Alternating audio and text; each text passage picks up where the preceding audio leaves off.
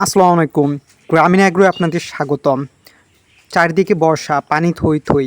এর মাঝে আপনি যদি ছাগল ছেড়ে দেন তাহলে অবশ্যই লক্ষ্য রাখবেন আপনার ছাগলের খুরা রোগটি হয়েছে কিনা।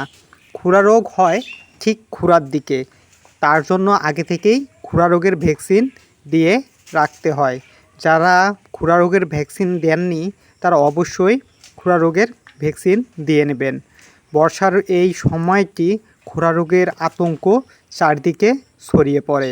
আপনি অবশ্যই আপনার ছাগলগুলোর পা ভালো করে চেক করে নেবেন যে আসলে আপনার ছাগলের খুরা রোগ শুরু হয়েছে কি না। যদি খুরা রোগ শুরু হয় অবশ্যই ডক্টরের পরামর্শ নেবেন। আর আপনি অবশ্যই চেষ্টা করবেন হলুদ, সরষের তেল এবং ক্রাশিন তেল মিক্স করে খুরার দিকে ভালো করে লেগে দিবেন।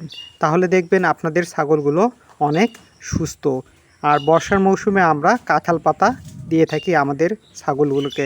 আমাদের ভিডিওগুলো যদি ভালো লাগে আমাদের চ্যানেলটি অবশ্যই সাবস্ক্রাইব করে লাইক করে অবশ্যই পাশে থাকুন নতুন তথ্য